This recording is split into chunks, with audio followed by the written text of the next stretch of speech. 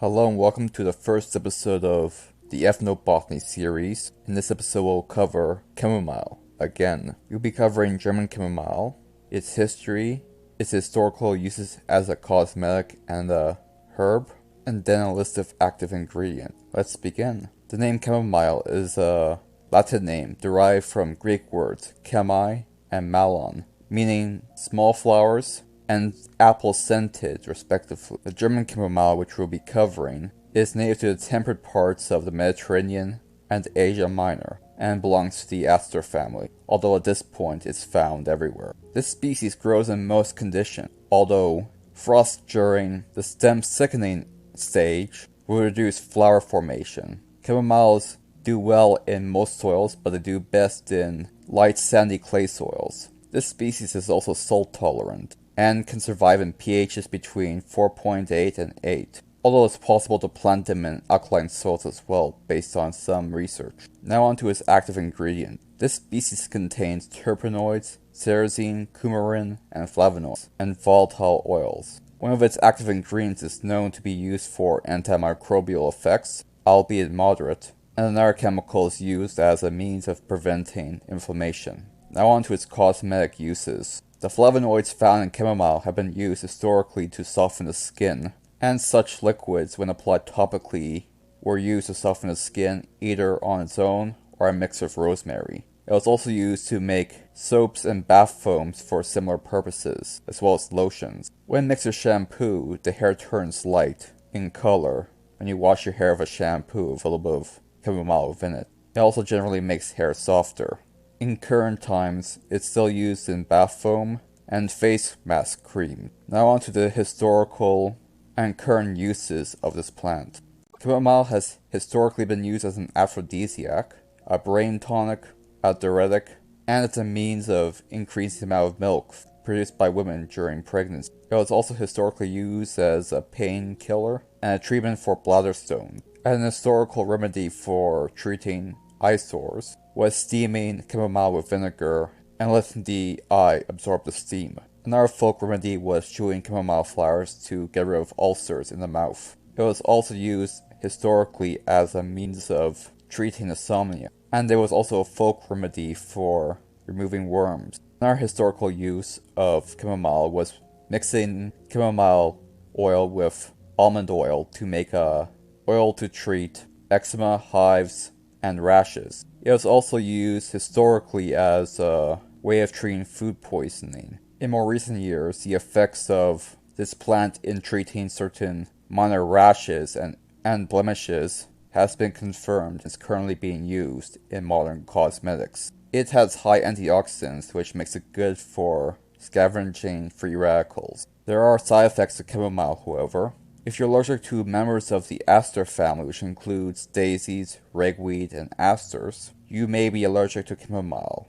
This could cause bronchial constriction and skin rashes. It also has a blood thinning effect, which could cause problems if in combination with actual blood thinners. Chamomile can also cause contractions in pregnant females. Well, that covers everything. Thank you for watching. Stay tuned for the next episode of Ethnobotany, which will be longer. Hello and welcome to episode 3 of the Ethnobotany series. In this episode we'll cover the Ethnobotany of Ribose. This plant's a member of the legume family and is a shrub that grows up to 2 meters in length and 2 meters in height. It's commonly grown in South Africa, and in this episode we'll cover its history through ethnobotany. Let's begin. The paper's by Dr. Gorsrick of the Russian Academy of Sciences. Since no papers on its origin have been published prior to him making this paper, he collected various types of accounts to find out its origins. We'll start off with the researcher's analysis of the different accounts of different colonial travelers. The first known record by Europeans of Ribose was by Linnaeus' protege, Carl Thunberg, in 1772. During his travels, he found that a tribe called the Khoikhoi made tea from the ribose plant. This fascinated him because he was looking for substitutes for regular tea, derived from Camellia senescens. This is why his book, Travels at Cape of Good Hope, written between 1772 to 1775, documents various types of herbal tea produced by the Cape people. Dr. Thunberg mentioned only 4 substitutes of tea and coffee used in his memoir, however, although he did not specify which tribe made them. He only specified if it was used by farmers, colonists, or country people. Country people in this context means the native community. This is due to a mistranslation from Swedish to English. Directly translated from Swedish, in common terms, means indigenous farmer. On a side note, one of the 4 plants mentioned was ribose. In 1977, Bruce Ginsburg wrote one of the most detailed essays on the topic of ribose, but due to the genus of one of the plants, Borbonia cordata, previously sharing a name with the ribose genus, Asparagus, the plant species Borbonia cordata was assumed to be the same species as ribose. As such, most quote-unquote ribose tea is actually derived from Borbonia cordata, rather than the actual ribose species Asparagus linearis. In the in-between periods, however, between 1772 and 1977, although other distinguished travelers, such as the father of South African geology, Andrew Bain, should have been documenting many things, ribose was never mentioned in any of their writings, despite many of these individuals wandering the area where ribose plants are endemic. This is likely due to the fact this is a boring looking plant compared to other plants that were documented for tea use. Now on to the prehistory of ribose. Since no written record of pre-colonial times exists in South Africa of the use of ribose, the researcher has used our papers in order to figure out the earliest known archaeological evidence of ribose use in South Africa was found by Caroline Cartwright in more recent years. Dr. Cartwright found that a piece of charcoal contained remnants of ribose thanks to electron microscopy. It was found in the Deep Clough rock shelter in South Africa. The charcoal was dated between 71,900 years ago and 59,500 years ago. The researchers were unable to discern whether or not humans made the charcoal or if other processes did. And if it was used by ancient peoples in Africa, it is unknown how it was used. It is hard to know the knowledge and culture and history of this plant's use, since the primordial culture of the ancient South Africans have mostly been vanished, and there's hardly any of it left by the early 1950s. As such, a lot of plant lore in that area has been lost. Based on current research, all but the San tribe of South Africa view this plant as a plant of minor importance or useless. Unfortunately, the San, for better or for worse, however, that culture is almost gone, and the plant lore along with it, to the point where it's hard to know if they even used it, since only scant in a tea form or a medicine form, since scant remnants of this culture still exist. What comes next is speculations based on a few observations found here and there. In the 1950s, it's reported that Lorna Marshall observed a heavy reliance on plant lore by the San people. There's no healers in this culture, and each individual had to be their own doctor, effectively speaking. In the 1920s, it's been observed that a type of tea was made by the San people, but this may have been introduced by colonialists in the 1870s, since much of what we know about the San people seems to suggest that most of their medicine was taken by consuming the herb whole. On a side note, the Kalahari tribe has been known to mix ribose with red ochre to make red face paint. Another bit of lore is that Dr. Renata Coetzee, the foremost expert in the history of South African cookery, notes that the Khoisan culture drank tea brewed from over 15 plant species, both for pleasure and medicine, but she did not say whether or not these beverages emerged before or after the arrival of the settlers. Neither has anybody else. Now on to how tea changed the South African culture since its arrival in South Africa. During the time when colonists came over, intermixing between both groups, as there are examples of people of mixed European and Coesian tribe ancestry within this region. Both the colonists, who were unable to get regular tea, consumed various herbal teas regularly, as did those of mixed ancestry and the indigenous people. Now on to the documented history of ribose from a European perspective. Based on current evidence, it appears that the colonies, academics, and officials were unaware of ribose until the last decades of the 19th century, with the first records being written. Despite the lack of a record, various interviews mention that ribose teas were consumed since at least the second half of the 1800s. Now onto its history as a medicine. The earliest known mention of ribose as a medicine was in an advertisement in the Cape Times in 1909, which presented ribose as a cure for indigestion and nervous disorders. Now onto the conclusions that this researcher has come to. The first conclusion is that with the archaeological record, it is possible that ribose was used in pre-colonial times, but for what purpose is unknown. There is no evidence that the tea form of ribose was made in pre-colonial times. Some of the medicinal properties could have been discovered by the pre-colonial San and Koko tribes within South Africa prior to colonization. And finally, it was likely that the colonists learned about the use of ribose from the native communities, although which tribes is unknown. This concludes the video on ribose ethnobotany. Thank you for watching.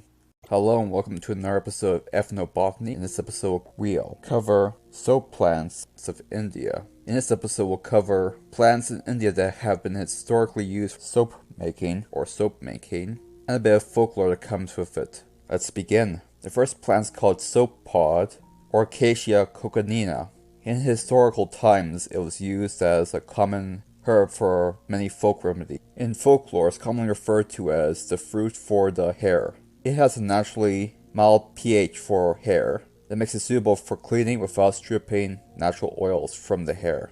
It historically has been used as a way of treating dandruff and improving hair roots. Other uses were using the leaves to treat malaria in times gone by, and using the pods as a means of causing vomiting. It has also been historically used for treating skin ailments. On to the next plant, Agave ramos, better known as the century plant. Historically, the core of this plant was used as a food source due to its high level of sugar within the core of that plant, and is often eaten when baked. The ground seed was historically used as a thickener for soups, and the flower stalk was once used in a similar vein to asparagus. The sap of this plant was used as a way of causing a diuretic response or a laxative response, as well as a treatment for various stomach ailments. The ashes of this plant was historically used for washing clothes. The next plant on our list is called the East Indian walnut. The bark contains sapotins and tannins and is used for making soap and tanning solutions, respectively. In various parts of India, it's used as a detergent via the bark. It's also used extensively in folk remedies for common ailments, as well as an ornamental tree. Its scientific name is Bislia lebec. The next plant on our hit list is Bislia Posera. Historically, this plant's been used to make poultices to treat ulcers, while the bark was used to treat stomach aches of different sorts. The bark was mixed with salt to treat common veterinary ailments in buffalo. Both the bark, leaves, and roots contain sapotins, which are harvested for shampoo purposes. Next on our hit list is called the Scarlet Pimpernel, known by the scientific name Anogalus arvensis. It's historically been used as a diuretic, and was used in historical times as a means of treating mental disease. The plants are used for soap in Nepal, and it's a means of removing rough skin. Now on to the next plant, Asparagus racemoides, known by the common name satawar. It is a relative of the asparagus plant. It contains two newly discovered steroidal sapotins, Shatavar soide A and B. They also found a known sapotin called Velosperite C, and 5 other steroidal sapotins. It has been used historically as a means of treating gastric ulcers. The roots have been historically processed as soap in Nepal. The next plant is called Zymia aegyptiaea, known by the better common name soapberry tree, which is easier to pronounce. Historically, the fruit have been chopped up and mixed into porridge, and the extracted oil was used to treat headaches. It has also been historically used to kill freshwater snails and parasites, and was once used as a historical means of treating worms. It was also used as a primitive contraceptive back in the day. Due to a mild acid within this plant, the fruit juice is used to clean silk and cloth. The next plant on our hit list is Baldnitus Roxburghi, known by the common name Hegligberry. In times gone by, it was used historically to treat malaria, as well as stomach pain. The roots were used to create an emetic poison to make you vomit. And like the previous herb, it was used for deworming, although only for cattle. They are likewise used to kill snails as well. The pulp of the fruit is used for cleaning silk and cotton. It was also used historically as a fish poison. The next plant is Borrego officinalis, or borage. It has historically been used in India as a laxative and diuretic, and a means of treating colds and bronchitis. It was also used to make soap, and as a way of treating acne. The next plant on our hit list would be Typhula capita, known by the common name roundhead pasture weed. The leaves and fruit are used as local medicine, and in Nepal, the roots are used for washing clothes. The next plant is called Dioscora deltoidea. Steroidal sapotins are found in this plant, which through a series of chemical reactions can be transformed into steroid hormones for medicine or contraceptives. The tuber has historically been used as a soap to kill lice, as well as a means to wash silk in Western Himalaya. The next plant is called Diplochema Bootyracia. Historically, the crushed up seeds were used for washing clothes by Himalayan people, due to the soap chemicals or sapotins found in the seeds. The bark has historically been used as a means of treating rheumatism, ulcers, and itching, and the leftover oil was used as a fertilizer in ancient times, as well as a pesticide and fish poison, and detergent. Now on to the next plant, Entada reedi. This plant has historically been used as a topical ointment for treating toothache or jaundice. The seeds are used to extract soap, which is used for washing hair. The next plant is called Gardenia Campulata, known by the common name baby, spelled B-E-I-B-I, but pronounced the same as baby, I guess. It was historically used to treat diabetes in times gone past, and the tribe in Manipur has historically used this plant to make a traditional soap and detergent that has been used for cleaning for centuries. This soap is apparently good for removing spots from silk fabrics. The next plant is called Gardenia turgid, known by the common name gugal.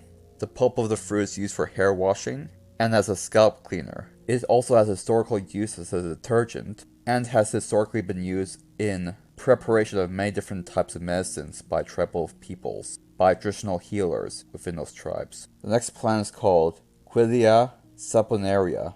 It's commonly known as a soap bush because the inner bark of the tree was often back in the day used as a substitute for soap when in powderized form. It was also once used to create an adjuvant for vaccines. The powdered bark was often used because it created a good foam for clean hair and was used historically as a dandruff shampoo. Now on to the next plant, Sapindus emerginatus, known by the common name notch leaf soap nut. The fruit have been historically used as a means of making an all-purpose soap, both for washing clothes and washing people, and was once used to treat asthma, colic, and dysentery. The next plant is called Sapindus nucleosi, known by the common name washnut. Like the last one, it was historically used by drying the pulp of the fruit to make a soap to wash hair, silk, and woolen garments, to make the substance look glossier. It has likewise historically been used as a means of treating epilepsy, and was once used as a contraceptive and emetic. In modern days, it's popular as a Ayurvedic shampoo within that niche market. It's also historically been used to treat eczema and delicing as well.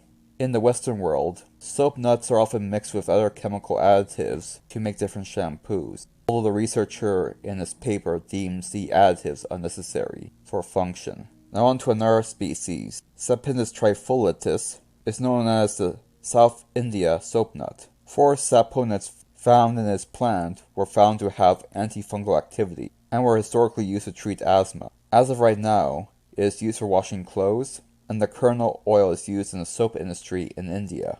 The next plant is called Trigonella vinogradum, known by the common name fenugreek. It is a good quality vegetable with high vitamin C. Historically, the medicine uses of this plant as a means of treating mild digestive troubles and as an appetite promoter. The seed extract has been historically used as a hair cleaner. Now on to our next plant, Saponaria vacera.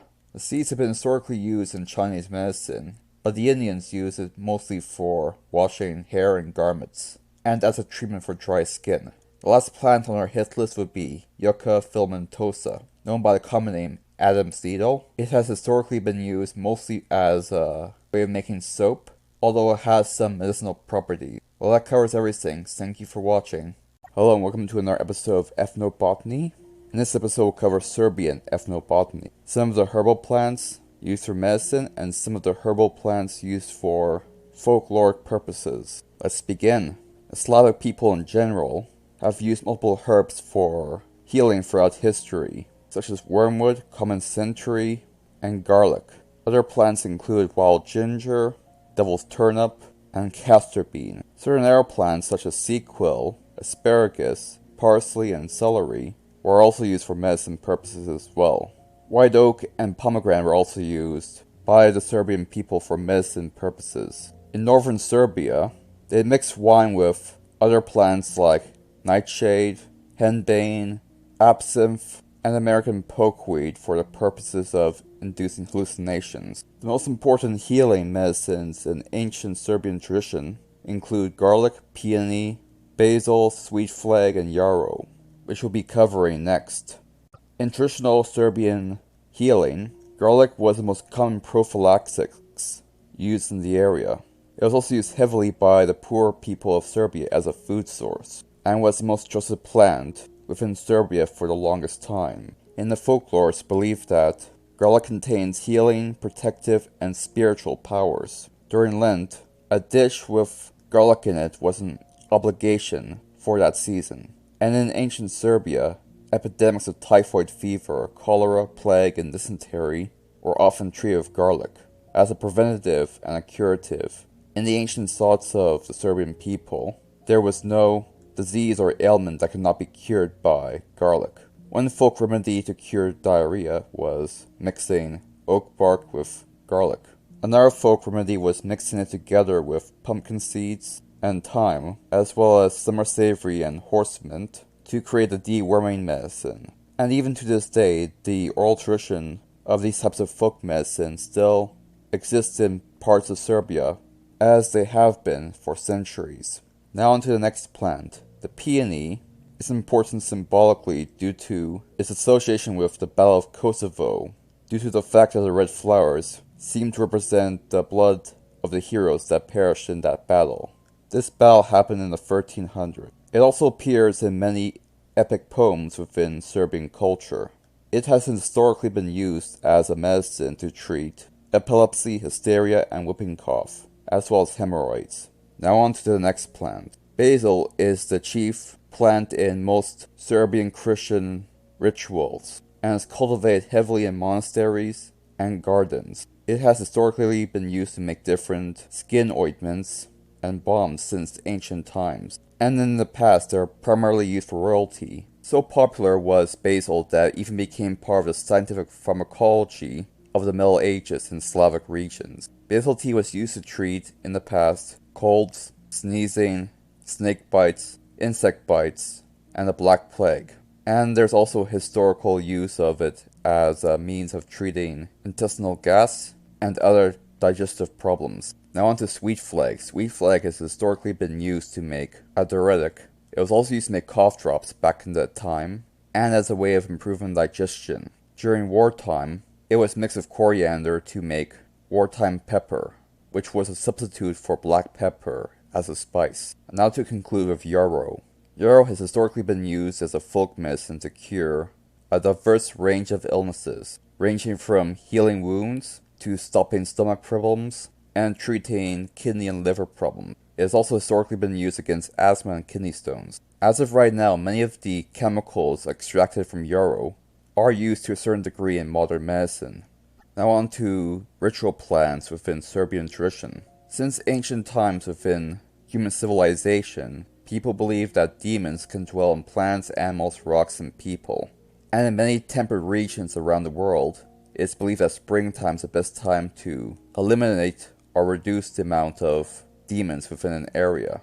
since such demons bring illnesses, dangers, and tragedies to people. In these traditions, Serbia is not that much different. And like many of our primordial cultures, there is a heavy belief in the divine power of plants.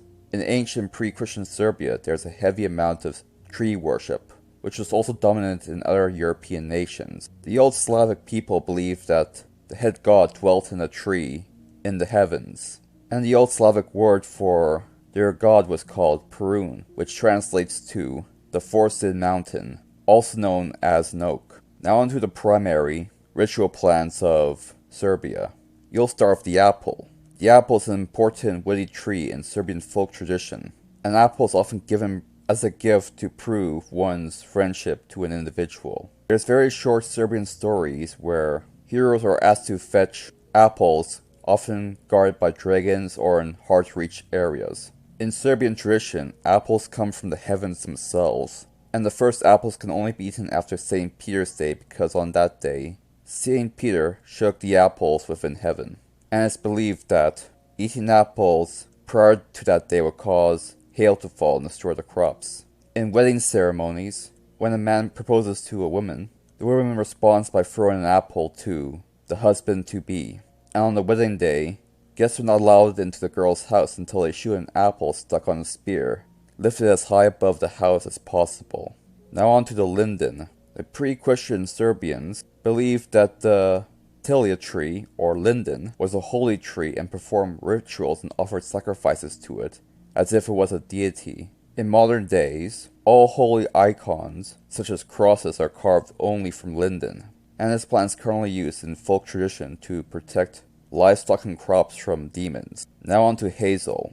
In common folklore within Serbia, it is believed that the hazel tree has magical powers. A branch could grant wishes. It is also believed that you can use a hazel tree branch to kill the devil himself, as well as shapeshift people into animals, and resurrect the dead.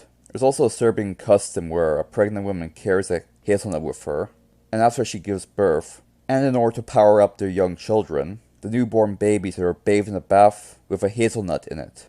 Now on to the walnut. In folklore of Serbia, it is believed that the walnut is a tree of the underworld, and is ruled by evil spirits and witches. This belief stems from the fact that the walnut tree will not allow plants to grow underneath it. It was also used in amulets to ward off evil spirits, and as a treatment for hemorrhoids. During the Christian era, crosses were made from walnut wood, and walnut leaves were used for dyeing linen, as protective garbs. A mixture of walnuts and honey were also used to cure impotency. Now on to basil. Basil has been used as a herb for many rituals from birth to death. When a newborn baby was born, a sprig of basil was put on the pillow of the newborn baby. When a person died, basil was planted on the grave site. During the ritual of Epiphany, dried basil twigs are placed in water in the morning. During Christmas, people are adorned with basil.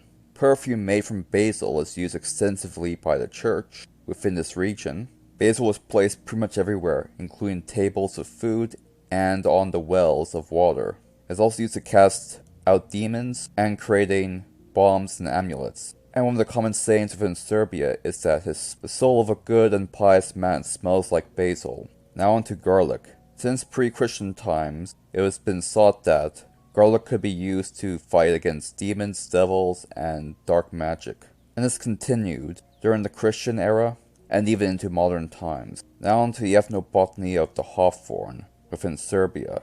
One Serbian mythology piece is that demons, witches, and vampires can be killed by hawthorn stakes through the heart. And a stake made of hawthorn was also used as a barrier to prevent disease from getting into your house. Now on to wormwood.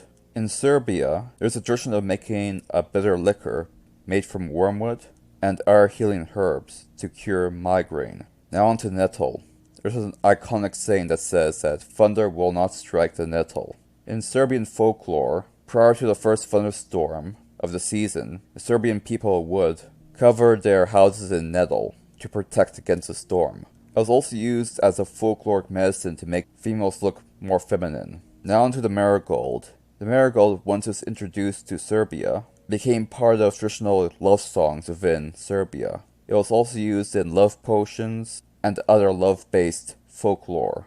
Now on to our final plant, laserwort. In Serbian mythology, it is believed that laserwort can be used to unlock all padlocks, and all locks in general. It has also historically been used to lay tormented spirits to rest, and remove curses and create protective spells. Well, that covers everything. Thank you for watching.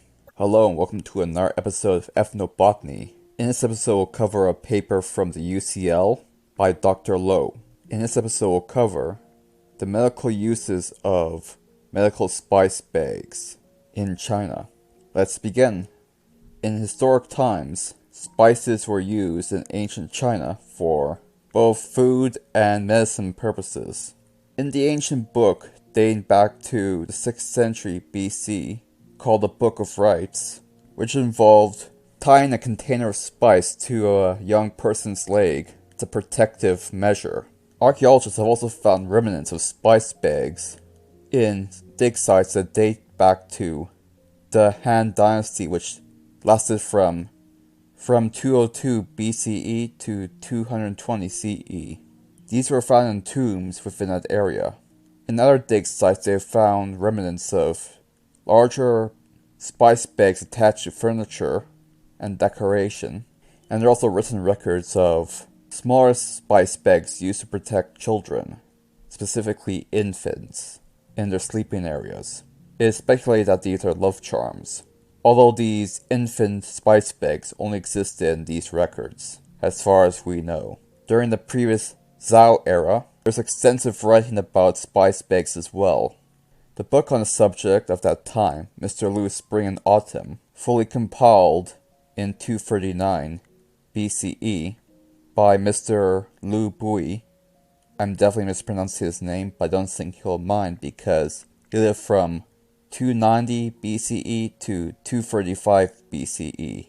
He was a minister to the king of the Qin, and later the first emperor of China. Mr. Liu was the minister of this king and emperor, and cook. He learned of medicine and cooking from a Taoist priest named Yai Yin, the ruler of Tang, who taught him the art of culinary alchemy and the obtainment of the perfect flavor. I'll put the full account here as an image. It's just so cool the way it's described. Much of this seems to be more related to cooking than medicine, but there's heavy religious significance to these spice bags, as they were used to feed the spirits of dead ancestors, and as sacrificial elements as well for older Chinese religions. Now on to its history of hygiene. In 186 BCE, and prior to that, part of the cultivation of the body was personal hygiene. This involved rising in the morning, eliminate the water and scrub the hands, rinse the mouth, brush your teeth, and knock your teeth. Unfasten your hair, and stroll to the end of the hall to meet the purest dew, in order to receive the essence of heaven. And afterwards, drink 1 cup of water. Afterwards, enter the palace from evening until greater midnight. And these were the instructions of the elite within China of that time period. Spice bags were also used to scent water, specifically a herb called Yan. During that time period, the current scientific name for this herb is called Eupatrium fortunae. For European and North American audiences, it's called Japanese Joe Pieweed. Later records suggested that Japanese Joe Pieweed had the power to remove toxins from the body, in addition to its aesthetic and hygienic properties. And in older Chinese mythology, divine beings would also bathe within bath water made from this herb. Other examples of hygiene spices include a species of lilac that was given to an elderly minister by one Han emperor because that elderly minister had bad halitosis. Now on to the sources for these spices during the early era of China. There are many books on spices in ancient times that have been kept alive to this day. They first appeared in the Song Dynasty between 960 CE to 1127 CE, with 4 editions surviving to this time period. The first is called the Monograph on Spices, which is written by Hongqiu, who lived between 1066 to 1127 CE. The supplement on Monograph on Spices, which has one volume rather than two like the previous one, was written by Anonymous, and its date was unknown. The next book is called Chen's Monograph on Spices, which had 4 volumes, and the Historical Records of Spices, which had 28 volumes. The punitive author of the last 2 books was Chen Jing, who lived in the Song Dynasty era between 1127 CE and 1179 CE, and Zhao Jizhao, who lived from 1582 CE to 1661 CE. These books contain a great knowledge of both foreign and native spices within that area. And from that information, we can decipher that there's heavy overlap between the purpose of spices and the purpose of medicine. Now onto the spice bags within the Han tombs. In January 16, 1972, archaeologists of the Hunan Provincial Museum excavated the tomb of the Western Han Dynasty, which lasted between 206 BCE to 8 CE. After the excavation was completed, over 1,000 well-preserved items were excavated and catalogued, revolutionizing many of our understandings of ancient Chinese philosophy, astronomy, governance, and medicine. Within one of the tombs lay Lady Dai, the wife of a prominent lord in the old southern region of Zhou within China.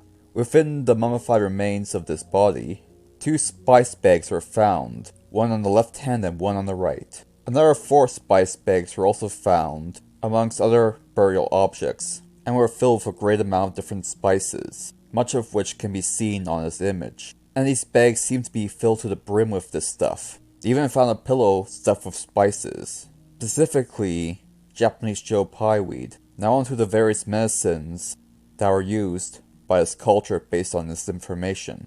In one of the Han period tombs, several texts were discovered, including a book called Prescriptions for 52 Diseases. This book dates to 168 BCE. This book lists a proto-medicinal philosophy that seems to be the root of the medical system we see in the 2nd century BCE. These writings did not have full potencies of these different medical plants listed, but they did combine different aspects and associate each plant with 5 agents: wood, fire, earth, metal, and water, with each part associated with healing different parts of the body. Here's a list of the plants written about within this book. The herb Quinjiao and Chujiao, which I'm definitely mispronouncing, my apologies to whoever is watching, refer to a Xanthoxylum species, either Xanthoxylum aurantum or Xanthoxylum bergantum, both of which are used in contemporary China. The former is called winged prickly ash, the latter is called Szechuan pepper. The next 2 herbs are called Mugli and Zhengyi. Once again, my apologies to any native Chinese speakers. These herbs represent different parts of the same plant. Specifically, it's a Simmons species, but it's unknown what type of Simmons species it is, although it's likely to be common camphor.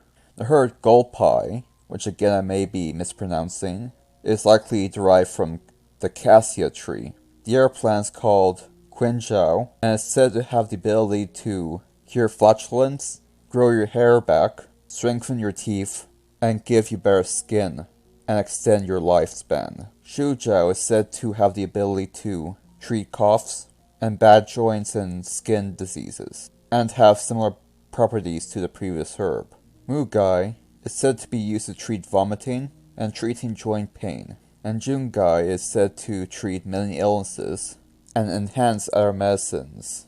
And based on all this information that they obtained from that book, most medicines were used to enhance longevity and spiritual strength, with later herbal medicine books being more detailed about their methods.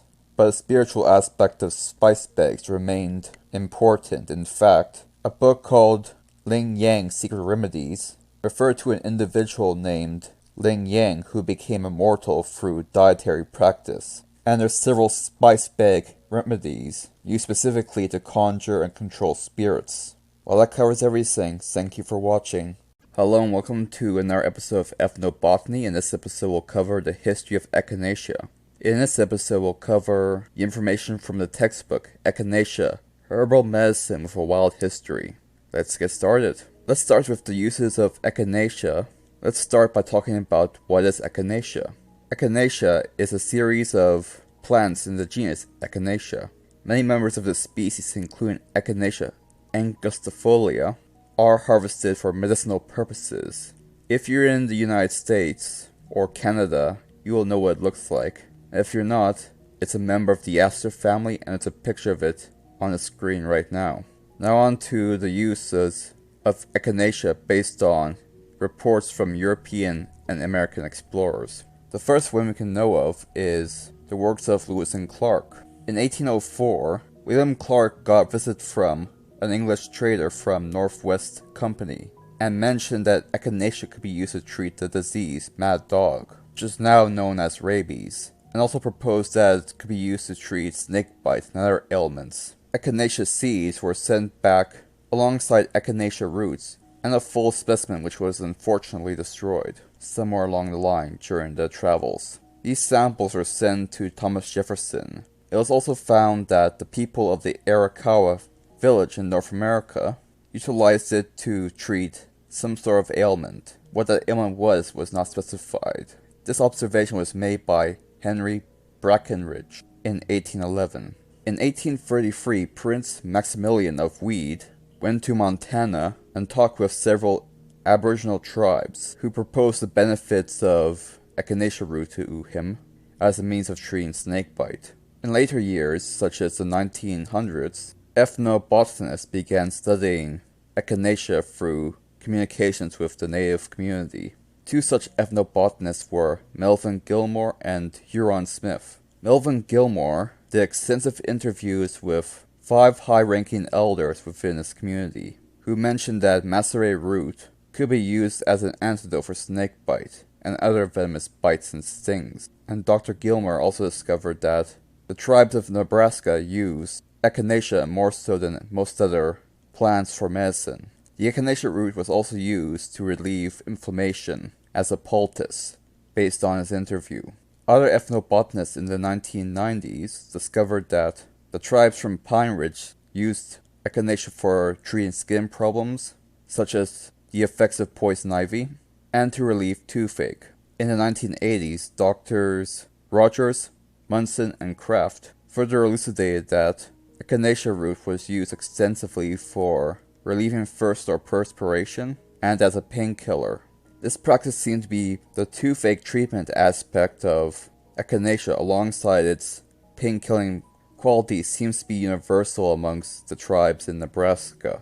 In Oklahoma, the various native tribes also use it to treat various types of diseases such as colds and sore throats, and toothaches and sore gums. Another tribe found in both Oklahoma and Montana drank a tea made from Echinacea for rheumatism, arthritis, mumps, and measles. Yet another folk remedy involved the mixing of Echinacea root with blazing star to create a tea that can be used to relieve smallpox. And yet another folk treatment where puffball spores and skunk oil were mixed with Echinacea roots to make a treatment for boils. By the way, skunk oil is the oil found from skunk fat. Other tribes in Montana use it to treat rattlesnake bite and colic. Still, yet another tribe uses it to treat sore throat and toothache. Other tribes within this region use it for the same purpose. There's also evidence of trade between Aboriginal communities in Mexico and native communities within North America, since Echinacea does not grow naturally in Mexico, but there's examples of native people within that area using it, indicating trade. Another species of Echinacea, Echinacea purpurea, for the treatment of different ailments. This group of tribespeople taught a self-taught physician called Gideon Lenicium, who lived between 1800 and 1835, how to use it to treat coughs. Now on to the medical history of this plant. Here's some of the current research on Echinacea and its history. The first known example of Echinacea research for medicine purposes happened in Germany, and by the 1990s, more than 800 products containing Echinacea purpurea and Echinacea angustifolia were produced in Germany alone. The earliest known research started in 1950 and usually involved more than one species, due to the species being misnamed or misidentified. An early review of this literature suggested that the chemical analysis are likely of Echinacea angustifolia origin, while medicinal activity was tested using Echinacea purpurea. Using cloned cell lines, or in vitro cell lines, it was found that Echinacea can cause the immune system to be stimulated. Similar results were also found in animal studies. One such animal study found that the extract of Echinacea could be used to increase the resilience of mice cells to influenza and herpes by approximately 50 to 80%, so long as they were exposed to this virus 4 to 6 hours after being taken. This resistance only lasted 1 to 2 days. Unfortunately, the chemical that caused this process could not be isolated, and it's currently believed that multiple chemicals create this response. In later studies, highly purified samples of a polysaccharide from Echinacea purpurea was found to be useful against some forms of tumor cells and one species of parasitic bacteria. This polysaccharide seemed to induce an immune response when injected, which explains its mode of action. Further research by Dr. Currier and Dr. Miller suggested that the extract of Echinacea purpurea could be used to treat leukemia in combination with other drugs. Dr. Mathias in 2007 found that there's one chemical within Echinacea that can reduce cough, with another chemical doing the opposite, increasing the amount of coughing. Most of the evidence seems to suggest that there is no one chemical that causes the immune response that Echinacea causes, but it's rather a long series of different chemicals acting in unison. The researchers concluded that for future studies, we need to learn what specific active compounds cause the immune response to be modulated, and how does each chemical work, which part of the species and which species is most appropriate in creating medicines, what is the appropriate dosage, and what should be the maximum length of time for taking Echinacea products, and finally, what can be done to alleviate allergic reactions. Well, that concludes this episode. Thank you for watching. Hello and welcome to the domestication and ethnobotany of the plant species white shoe, known by its scientific name, Atracloides microphala. In this episode, we'll cover the ethnobotany of the species, followed by its genetic diversity, followed by its domestication. Let's start with its medical use. White shoe is a diploid, outcrossing perennial herb, and based on current evidence, one of the first medicinal plants used in Chinese herbalism. It's been found to have a wide array of different biologically active compounds that act as means of protecting the gut and reducing the chances of getting cancer, as well as some antimicrobial activity. It is native to the mountainous regions of China, near the Yangtze River. It was also found in the book Prescriptions for 52 Diseases, which was written somewhere between 475 BC and 221 BC, alongside various other books such as Plain Questions and Julian's Medical Bamboo Slips, which were written much later. It was historically used to treat diarrhea, stomach disease, and diabetes, as well as abnormal fetal movement. Other herbals in China throughout the ages were also written, and they talked about the use of white shoe as a means of treating abdominal pains and other digestive disorders. In Korean herbals, this plant has also been historically used for similar purposes, such as abdominal pain, gastrointestinal diseases, and diarrhea, as well as a weight loss drug. And in China, it's been used both as a food and as a medicine for many generations. As of right now, in traditional Chinese medicine, there's more than 835 forms of medicine involving the use of white shoe as an ingredient. Now onto the genetic diversity of this herb. Unlike most other domesticated crops, it's been found that this herb has a higher level of genetic diversity within the domesticated white shoe population in comparison with the wild population, with the exception of the pink shoe landrace. Although in this case, most of the genetic variation lies within populations, not between them, a situation not uncommon to short-lived perennial plants that rely mostly on crossbreeding rather than self-pollination.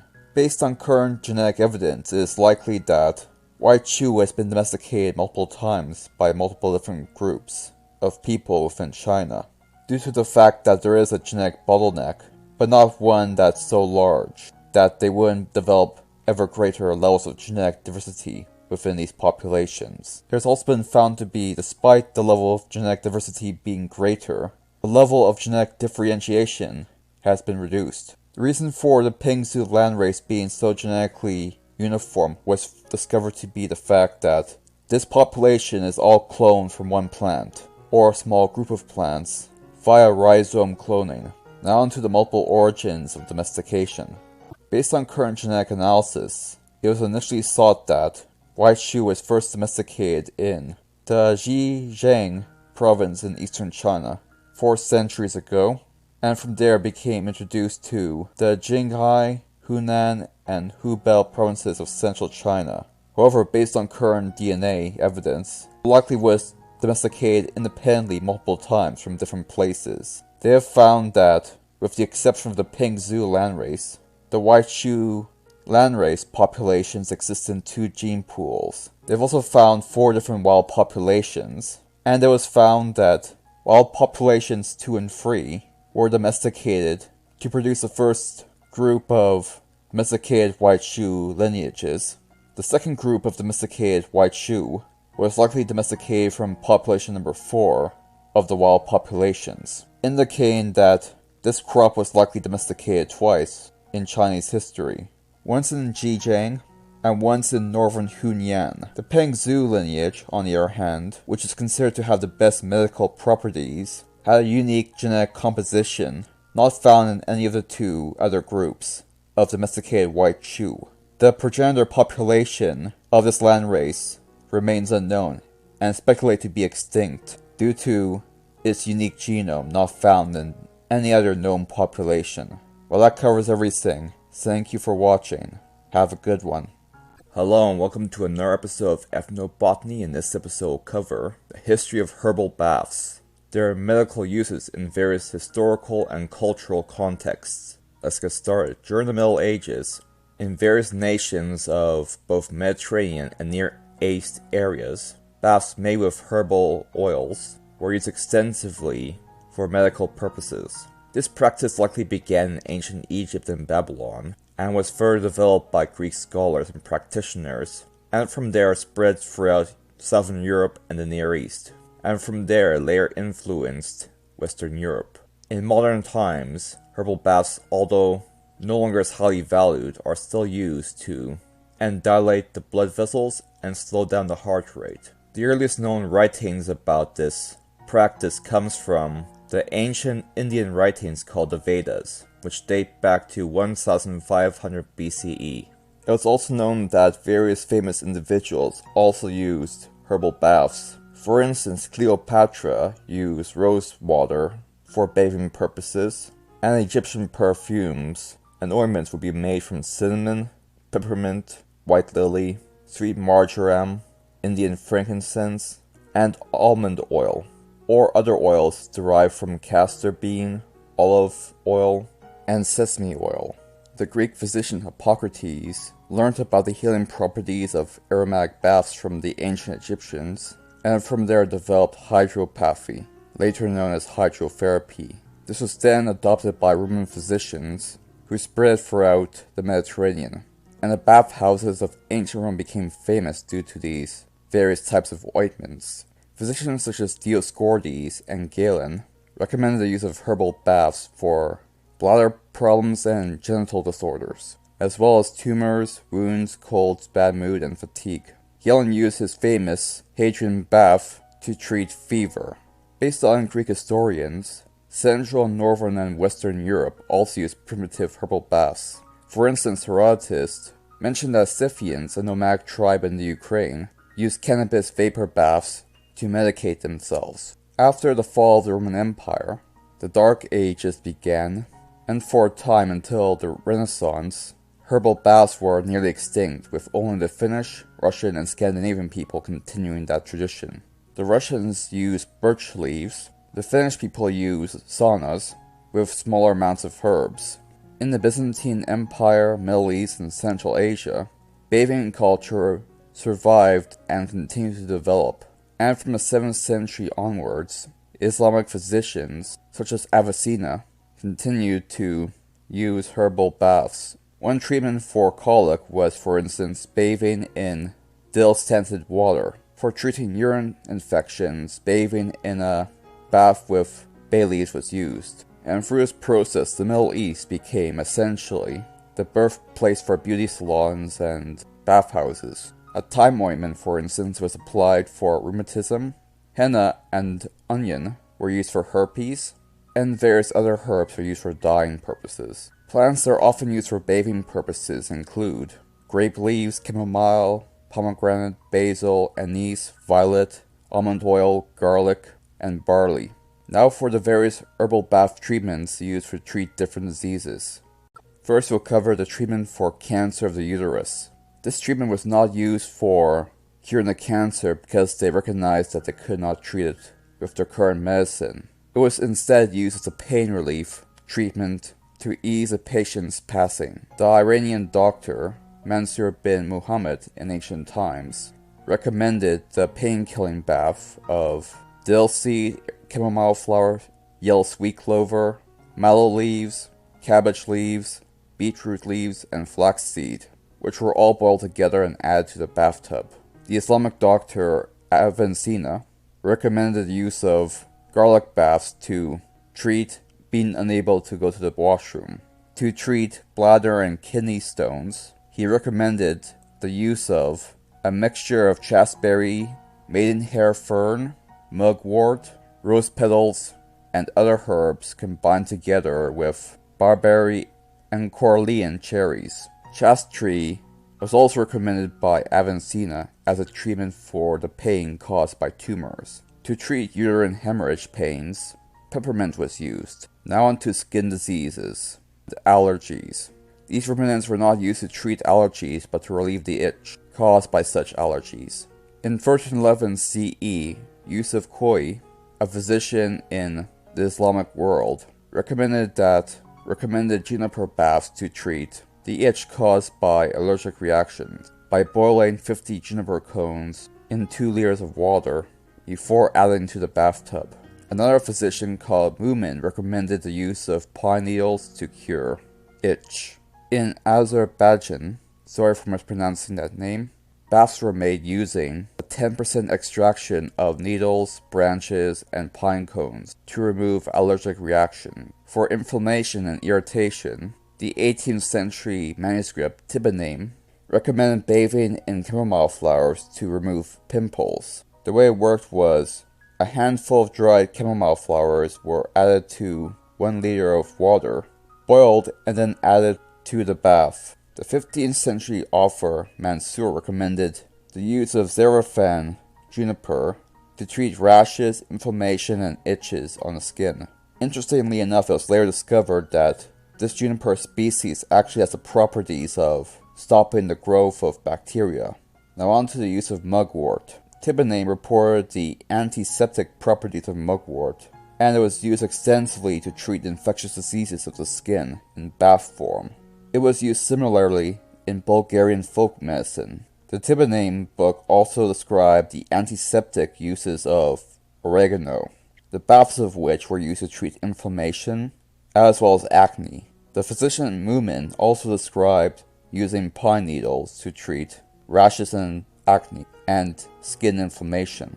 The pine he used was called the elder pine, which grows in the major Caucasus region.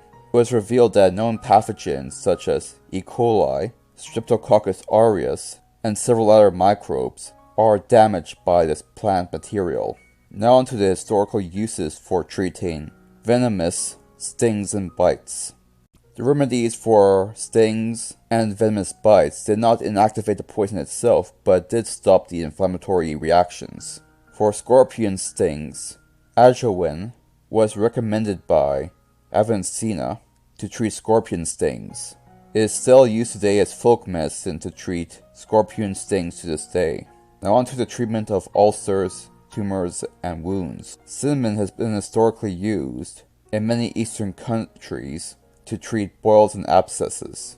In Tibet, herbal baths made from white lily are used to treat ulcers and skin wounds. Similar results have been found in rat studies. In the Caucasus and Central Asia, white birch was often used to treat ulcers in bath form.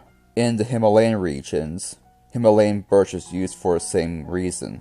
Calamus was recommended by Moomin for anti-inflammatory purposes. In modern-day Russia, alcoholic infusions of calamus are applied to festering wounds and ulcers as a treatment. Now on to the treatment of rheumatism. The Thebanim recommended that bathing in water infused with mustard could be used to treat rheumatism. Now on to the treatment of nervous and cardiovascular diseases via herbal baths in ancient times. In certain Middle Eastern folk medicines, in Azerbaijan, rosemary baths are recommended to people with low blood pressure. This also became popular in Britain as well. Now on to English lavender.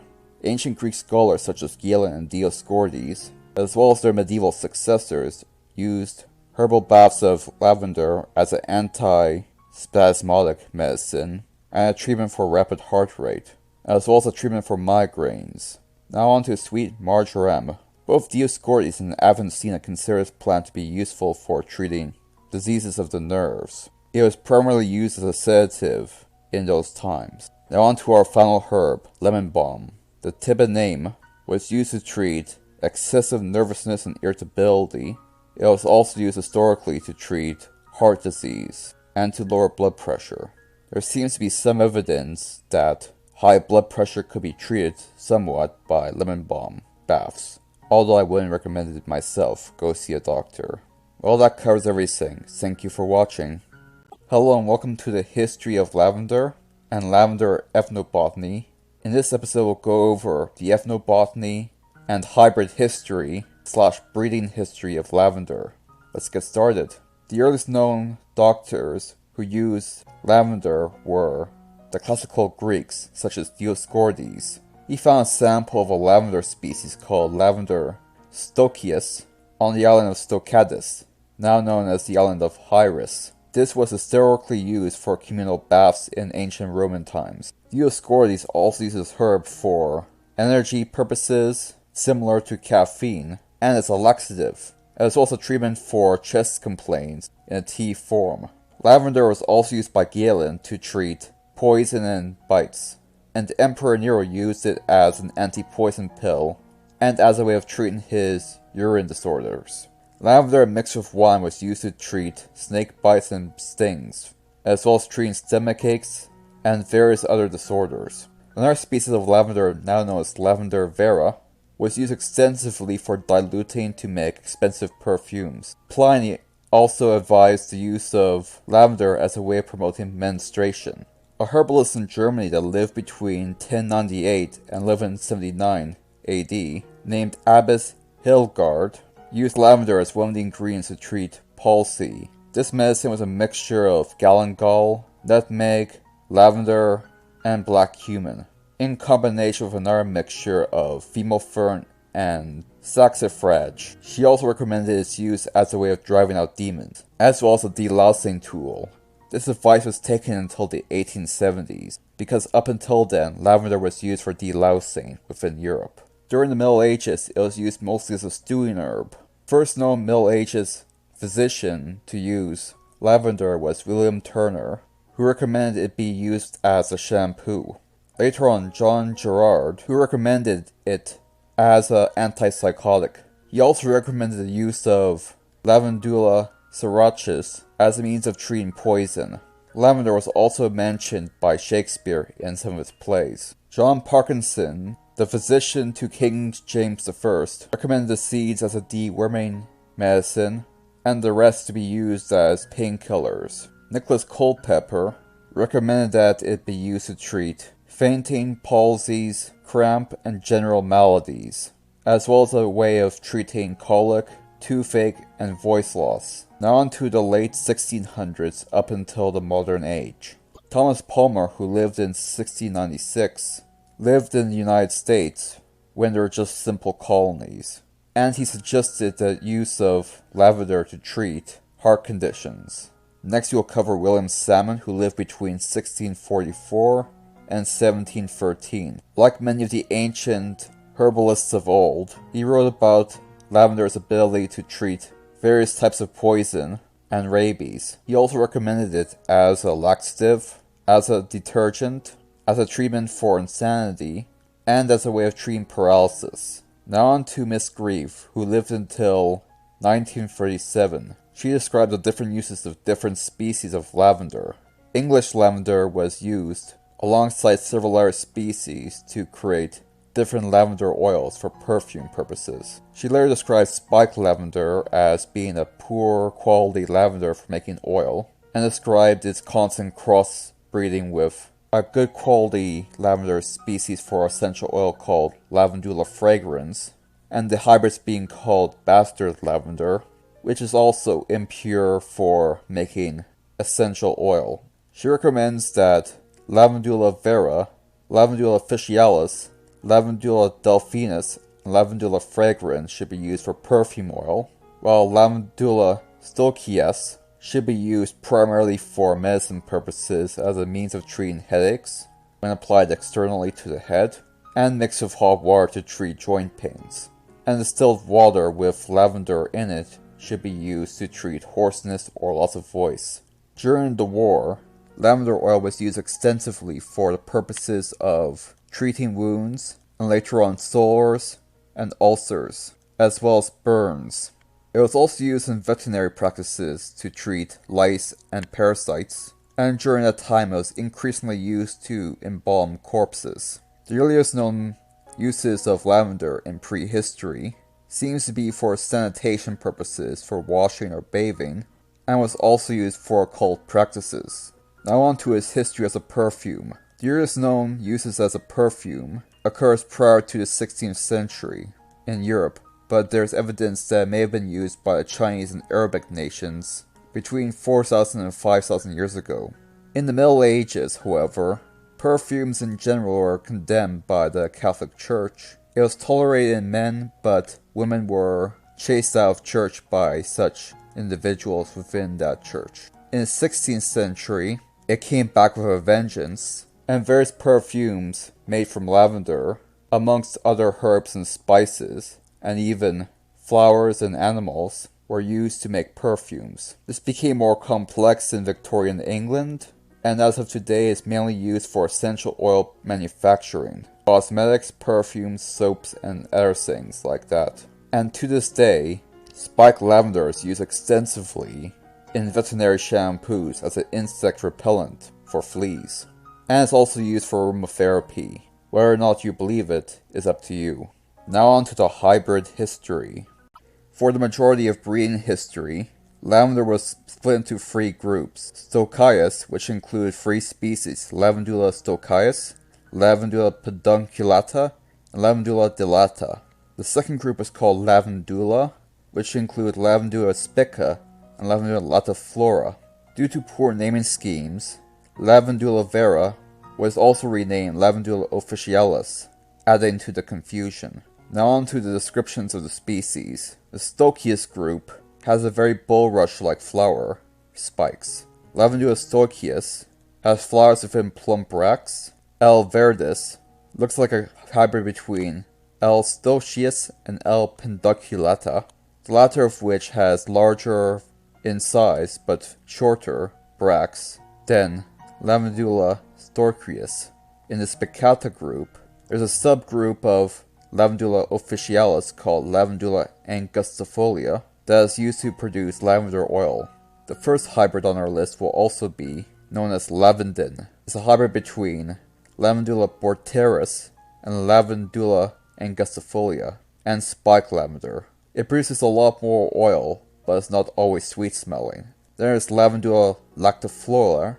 It flowers later than regular lavender, but is similar in appearance to true lavender, and is used for perfume as well. There's Lavandula lanfenta. It has briar flowers and a menthol scent. Now onto the history of different cultivars. Dr. DeWolf in 1955, in his work, showed that there was many different hybrids between spiked lavender and Lavandula latifolia, and one of the traits was dwarfing in size, but also discussed that these hybrids were lesser in quality compared to Lavandula angustifolia, and recommended it only be used for soaps.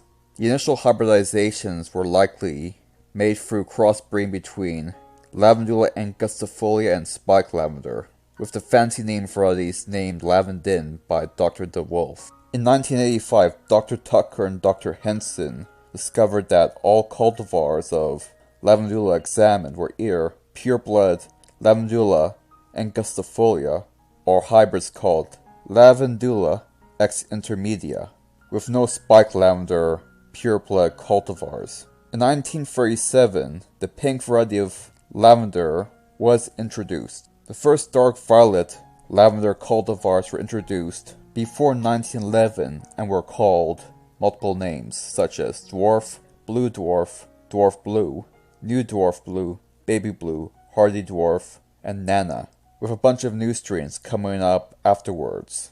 The first known lavender blue flower cultivars were introduced in 1914 and include Bowles variety, Munstead, and Miss Dunningham, although Compacta also was lavender blue, and it was introduced before 1901. Now on to the Lavandin cultivars. The Lavandin cultivars, known for white flowers, was introduced at an unknown time and was called Alba.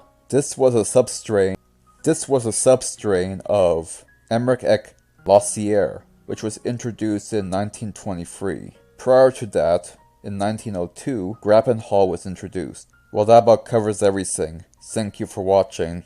Hello and welcome to another episode of Ethnobotany. In this episode we'll cover the history of mint in Greece and other countries in the Mediterranean. This paper I'm referencing is by Regina Karasu, and in this paper she categorized different common species of mint that are used in medicine within the Mediterranean area, and separated them into 3 groups and cataloged their uses. And here are the results. The researcher found that 2 species of Acenos mint and 4 species of true mint, or Mempha, were used in Mediterranean medicine and were divided into 3 groups. Group A comprised entirely of Achenos alpinus and was completely or almost completely unscented.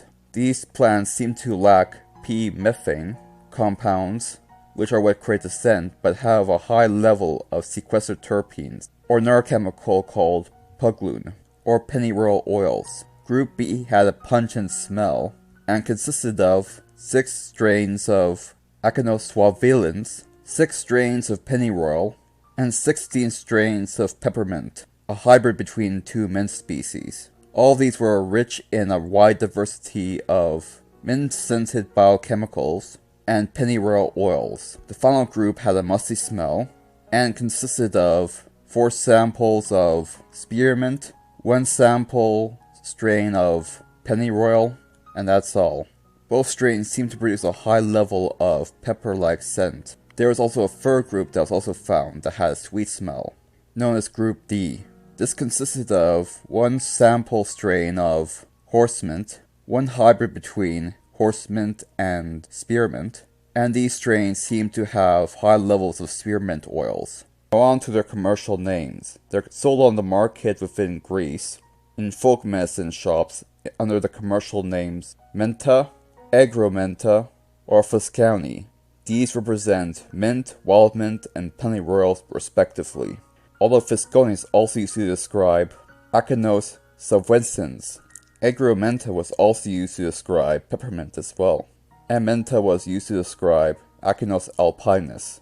Now on to the common uses of the different groups in medicine, specifically folk medicine. Achenos alpinus is used for general good health, and that's the sum total of Group A.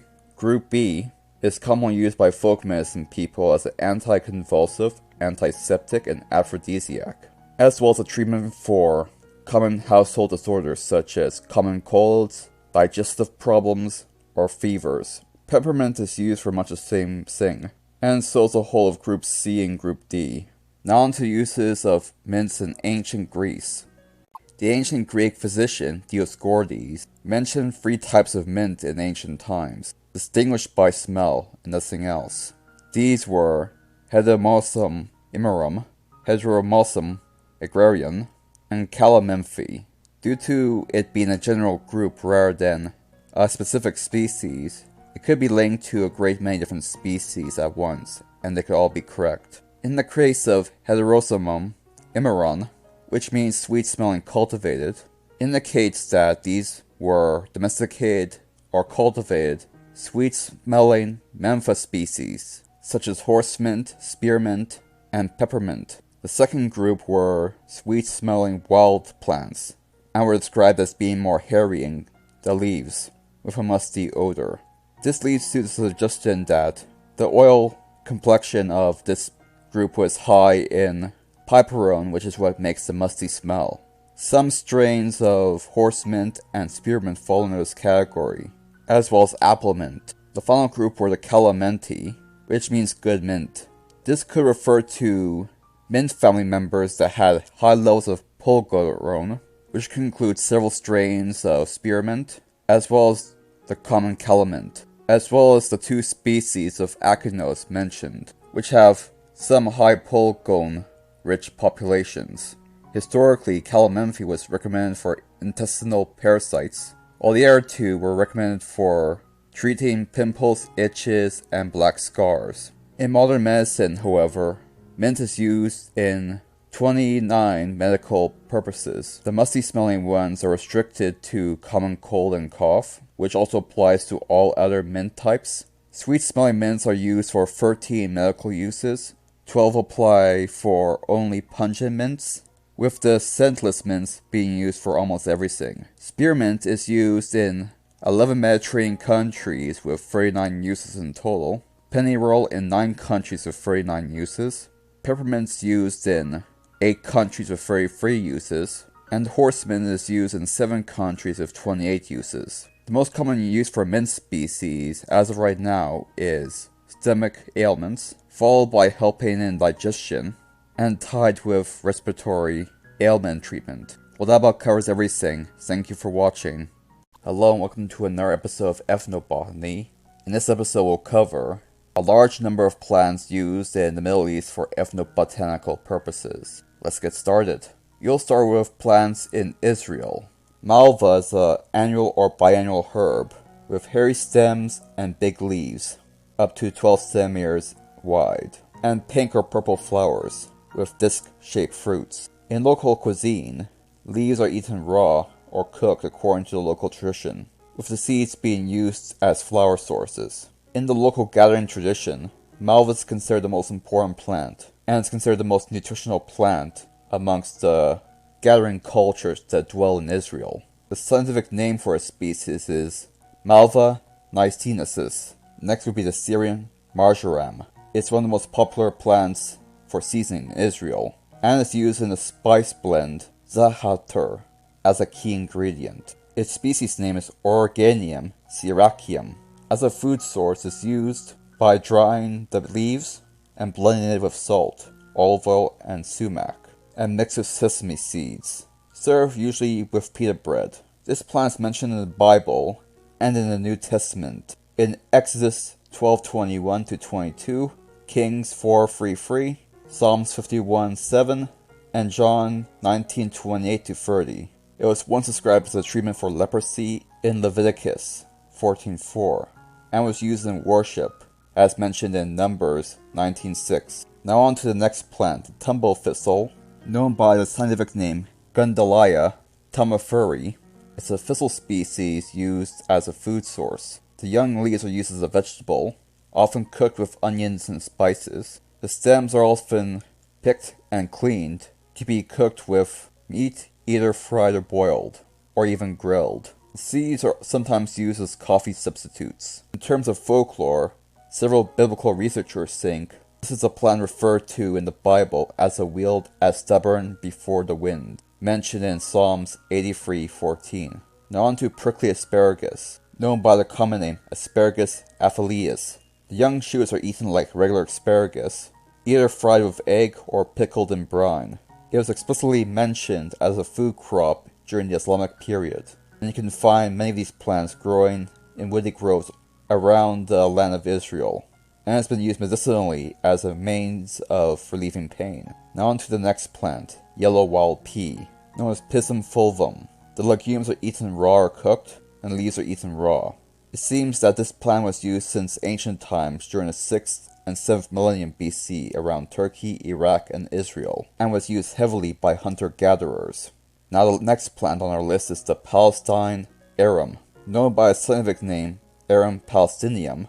Unlike other species of arum, this one's not that poisonous, and the poison can be deactivated with lemon and thorough cooking, and has historically been used as both medicine and food, in spite of their toxicity. Based on archaeological evidence, these plants were likely introduced to Israel around 1447 BCE, as that's when the first depictions of this plant were found, and there is some evidence of these plants being brought from Canaan. In Arabian folk medicine, it is used to treat cancer and as a deworming treatment. Now on to the next plant, the Mount Tabor oak, known by its scientific name Quercus isabellus. The acorns are used for roasting and grinding purposes to make different foodstuffs. There's many folkloric tales about the oak providing food at times of scarcity, with the oldest tree being dated back to 500 years ago. Now on to the next one, Dwarf Chicory, known by its scientific name Chicorum pulmonum. This plant has green leaves that are cooked in water in order to neutralize the bitterness, which are then fried with onions and spices, with young leaves being eaten for salad purposes, and the roots can be used to make coffee substitutes.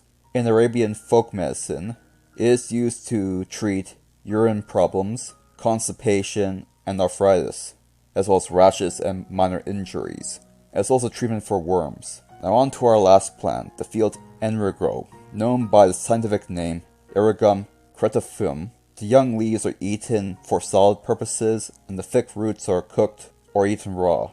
It was used by the Arabs as a means of treating stings, as well as Passover meals in the case of the Hebrews. And once again it was used as a deworming medicine, as well as a means of treating kidney stones. Now on to the next plant. Here are the plants used by ancient healers within the Bedouin tribes of the Middle East. Capparis spinosa, known as the common caper bush, is used historically to treat urinary problems, infertility, and as a condiment. It is also used to treat other sex-related problems. The next plant is called Retema ratum, known by the common name white broom. It is used to treat sore throat and as an eye drop. It is also used to treat infertility within females, as well as a treatment for syphilis. On to the next plant, Anastasia hirochuntia. Common name, St. Mary's flower. It is used to treat piles and intestinal problem. It is also used to treat female infertility and other feminine problems. It is also used to treat male impotency, and it's believed that Mary clenched this plant in her hand while giving birth to baby Jesus. Next we'll cover Astromecia Scissorfolium, known by the common name Balbus. It is mostly used as an aphrodisiac and a way of treating performance problems, let's say. Next we'll talk about Populus alba, known by the common name Abbey poplar. It is used for rheumatism and as a stimulant. Now on to Lactuta Sativa, better known as lettuce. The seeds are used for sedative purposes and the leaves are used to treat impotence. Next is garden cress, known by its scientific name Lepidada sativum. It is used to treat bad colds, coughs, and liver pains, and asthma and general urine problems. Oh, and syphilis as well. Next is Lepidada Pyrotechnia, known by the common name broom bush. It is used for bladder problems and fire making. Next is Lilium cadidum, known as white lily in common parlance. It is used to treat kidney infections and infertility. Next is Fapicia gargentia, known as a dries plant. It is used to treat feminine problems and rheumatism and bronchitis and chest pains. Next we'll cover Withania somifera. It is used as a knockout agent and an antibacterial, but it's also incredibly poisonous. Also used for impotency. There are more plants, but they overlap with other videos I've done, so that covers everything. Thank you for watching.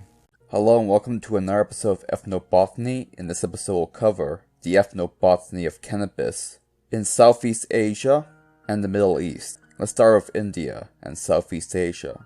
The earliest known text on the use of cannabis as a medicine plant is in the Artha Veda, which dates well before 500 CE, and as far back as 1600 BCE.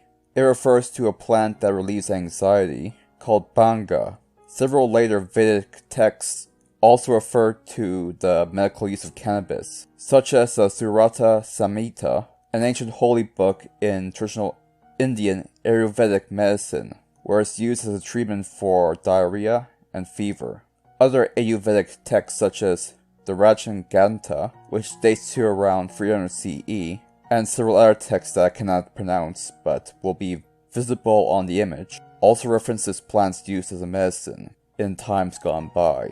It was also used historically as a shampoo plant to remove bugs from the hair and dandruff. It was also used to treat many different diseases such as whooping cough, asthma, and insomnia. In Pakistan, cannabis is used to treat spasms by various tribal communities, as well as a pain relief for hemorrhoids. In Himalayan cultures, cannabis powder is mixed with honey to maintain a person's youth, vitality, and virility. This honey-cannabis mix is also applied to the hair to maintain color and texture.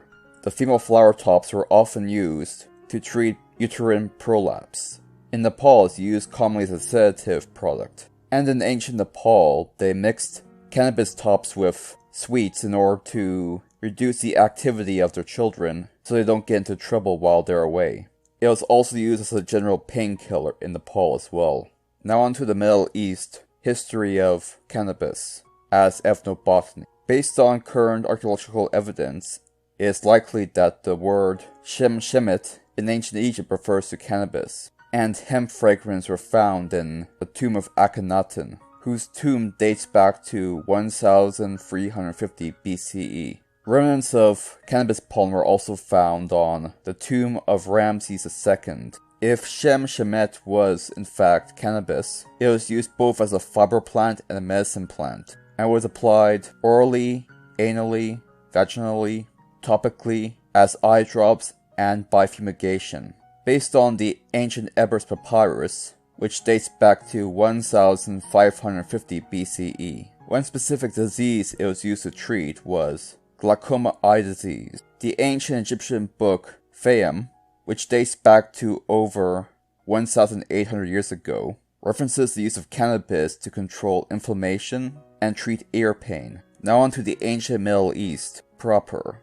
If Dr. Thompson is correct in his interpretation of the ancient manuscripts found in King Ashurbanipal that date back to the 7th century BCE, cannabis was in use for at least 4,000 years in the irrigated lowlands between the Tigris and Euphrates rivers. In the ancient Zoroastrian era, a book called Zen Avesta, which currently only exists in fragments, alludes to the plant cannabis being used in a medical context. One chapter that's been translated tells of a way to use cannabis to induce abortion in females. Although it's not known if this knowledge became passed down throughout the generations within the Middle East, what is known is that Dioscorides of the ancient Greek era, as well as various other Greek and Roman philosophers, began writing about cannabis obtained from Egypt, and further tinkered with this plant for better medicinal properties and uses. What is known is that,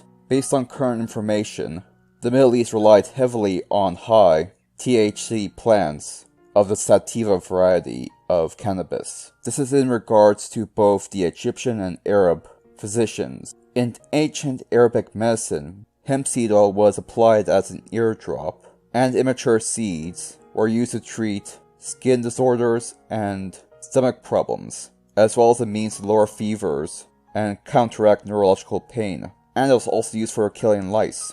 And this was passed on to the later Islamic medicine system, based roughly on a combination of traditional methods and ancient Greek methods.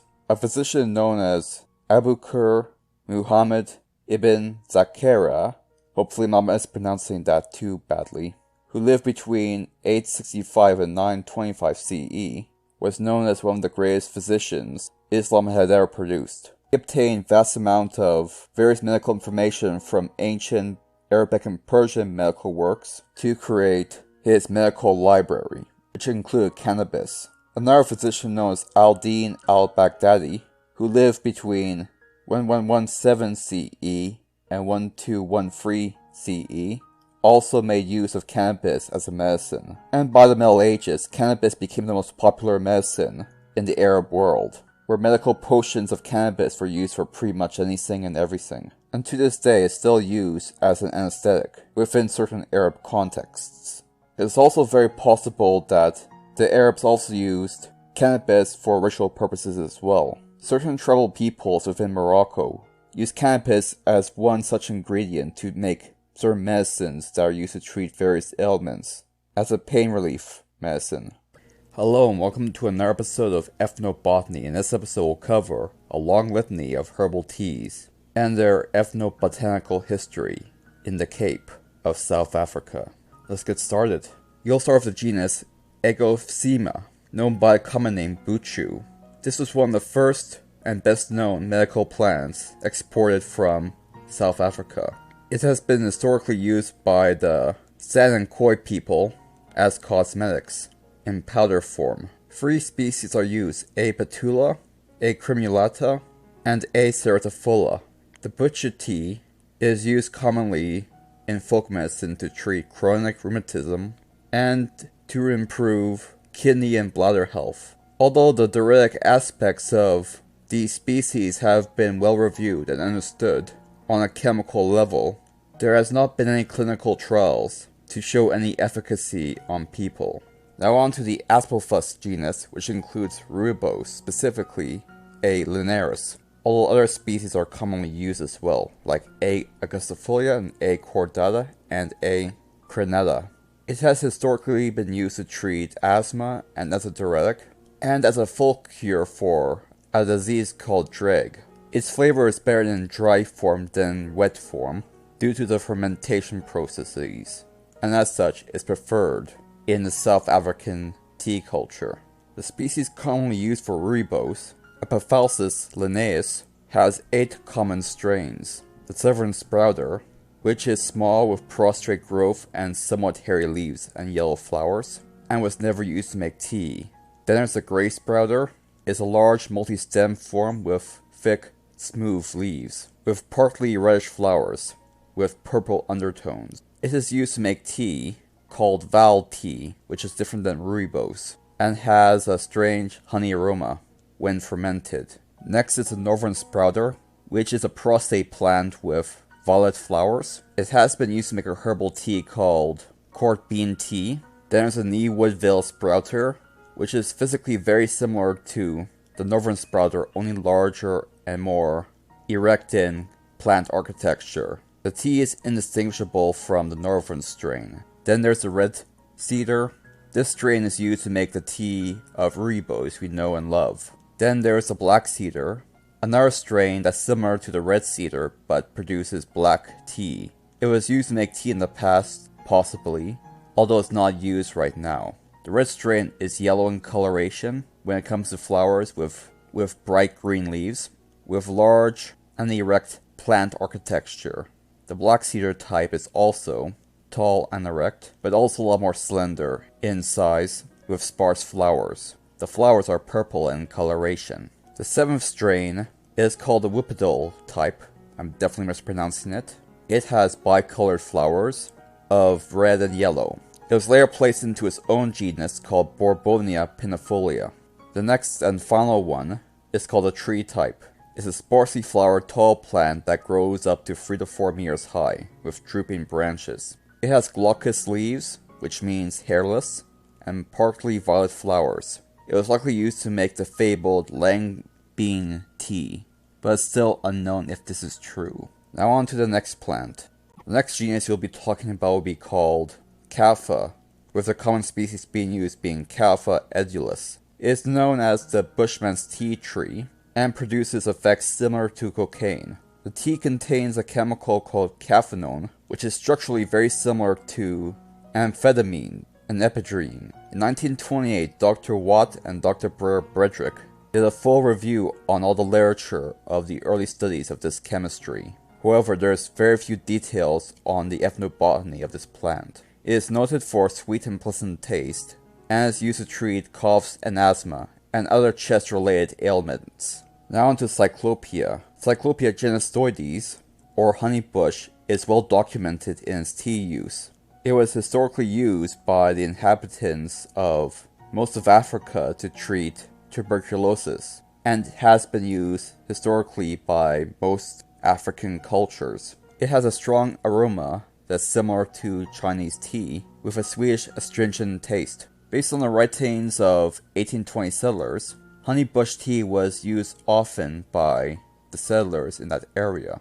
A closely related species was used by settlers to make a savory drink that was described as being orders of magnitude better than regular tea in flavor. This type of tea was commercially available up until the end of the 19th century, and by that point, there's been no less than 82 varieties of bush tea bred within this region. It has a chemical called cypropic acid and has no caffeine in it. It became a full-on commercial crop outside of the small amount of villages within that region of South Africa thanks to Hannes de Lange. Now on to the next plant, Geranium incanum, or geranium, was used historically as a tea substitute and a medical tea. It was used for the reason that it's similar to the Chinese geranium in tea form in terms of taste, and it was common in that area. It was also favored amongst the natives for medical purposes, such as cough relief. Now on to the next one. Lysaric Gaffinoides is a tea plant used in South Africa. The tea smells good and has a sweet taste. It is recommended to be used as a treatment for coughs, although no chemical analysis has been done. Now on to the next one. Mentha longiflora was found in the Cape area and was used to make teas, often in combination with other herbs, although it could have been used for powder instead. The next plant on our hit list is the Mesobryphilium, which we'll call Meso for short. It apparently had intoxicating properties based on what was observed by the colonists, who observed the natives consuming this plant. It was used both by native and European communities within South Africa as a sedative. Recent studies have shown that this is safe, and under certain conditions can be useful in treating depression, and has become commercially available since 2002. Now on to Paliaches. The only thing known about this plant is that it has a pleasant smell and was used to mix with tea by the native community within South Africa. Now on to Raphina amphicalcus, better known as Raphia. It was historically used by the natives and European colonizers to treat asthma and influenza and back problems and infertility. And the roots were historically used as a licorice substitute by the colonists. Now on to the next tea. The next tea is called Stachys. Many species in this genus are often used for this purpose for different teas. Their use was never recorded, nor has any chemical analysis taken place. Now on to the next plant. Cesium, known as lettuce tea, was historically used to treat TB, and was similar to ribose in taste, with some individuals considering this better than ribose. It was later mixed with ribose tea to improve the flavor and the fermentation of this tea.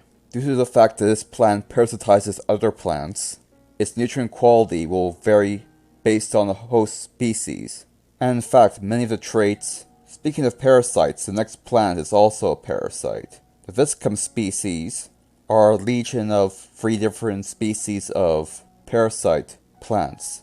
They have historically been used for tea purposes and medicine purposes by the native community within the Cape region, and was used in a similar way as coffee is right now. The tribesmen of that area are particularly choosy about which host plant they get their viscum from.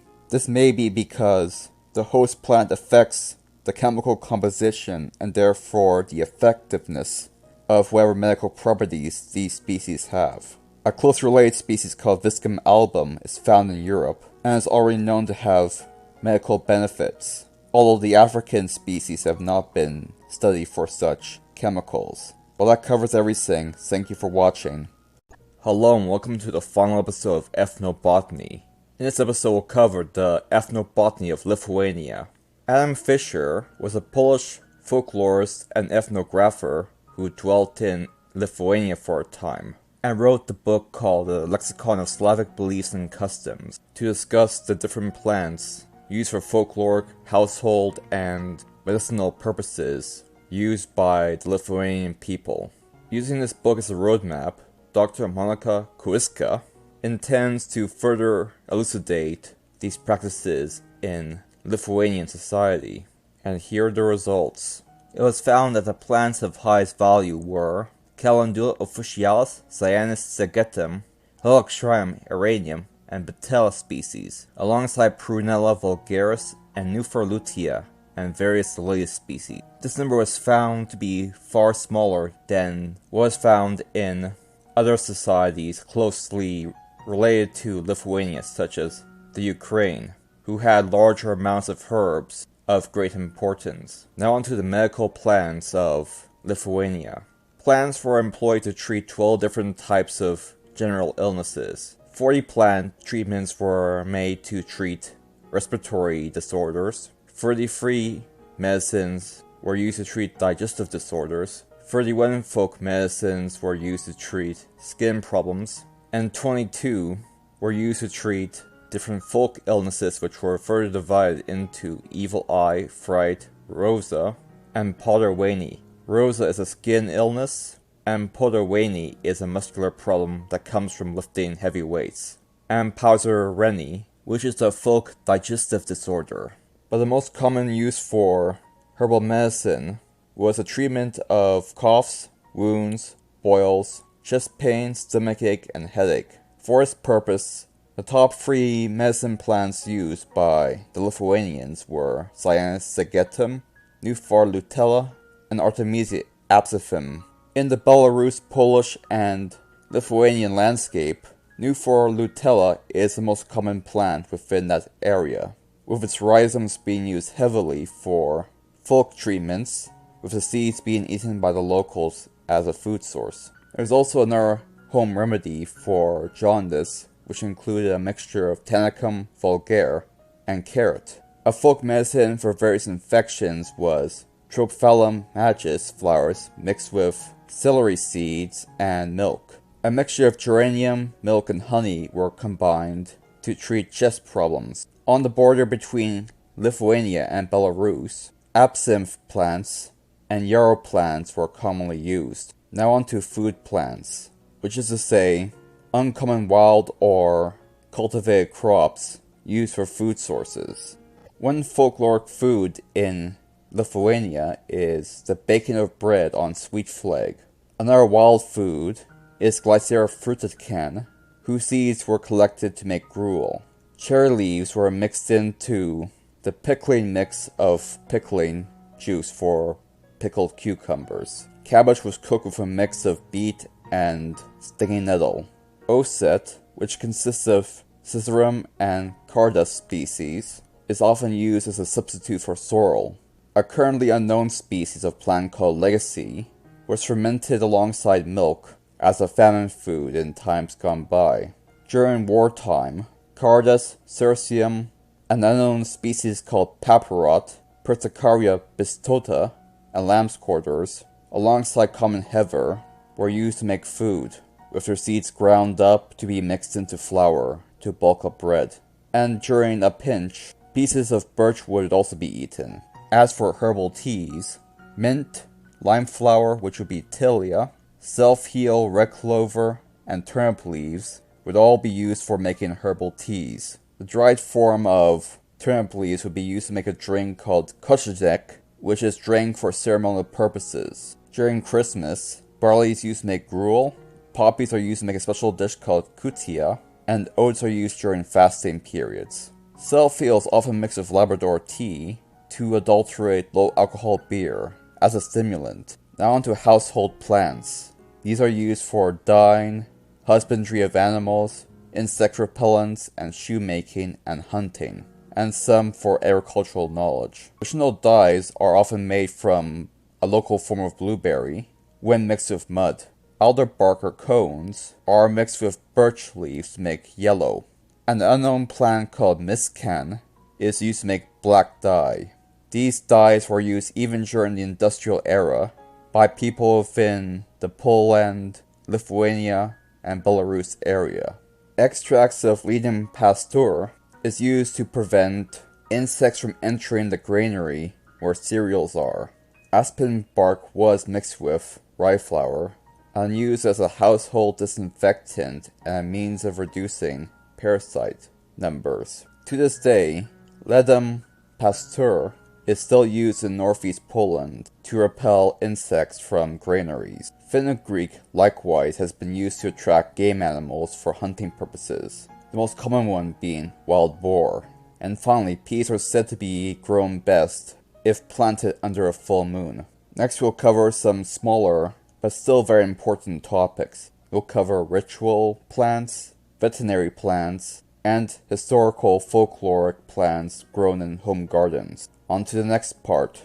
Now on to rituals. Most rituals in ancient Lithuania use extensive amounts of aspen, nettle, and juniper. This was done to ward off evil spirits and witches. Witches were said to be very active during Midsummer Night. In other areas of the general region of Belarus, Lithuania, and Poland, more obscure evil warding plants were used, such as burdock, mugwort, and wormwood, and lime tree, which would be Tilia species. Now on to veterinary medicine. In folklore, 11 different species of herb were used in veterinary medicine. These included Yarrow, Artica minus, Calendula officialis, Inula helum, oregano, and various synapsis species. One folk remedy for a cat that would not moo is a mixture of 2 eggs, a live frog, and ink. Sorrel was used in ancient times to treat scrofula, a disease that affects horses.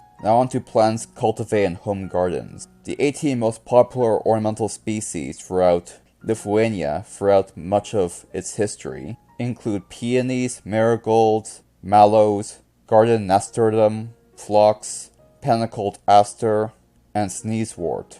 Agave and dwarf everlast were also used extensively as indoor plants, and gourds were planted to be harvested for decoration purposes. Rue, mint, and poppy were also used both for medicinal purposes and ornamental purposes. Southernwood and escalpine were likewise used for that purpose. This culture began in the 18th and 19th centuries. More recent studies, however, have found that dwarf everlast is not a potted plant, and is in fact native to Lithuania and Belarus, and can be easily found in both the wild and in gardens. And so ends the Ethnobotany series. In the next series, we'll be doing what I'll call the science series. In this series, I'll make videos talking mostly about various concepts found in agriculture or science. I'll take a broad, complex concepts like, say, how does a scientific method work, or what is a land race, and make it easy to understand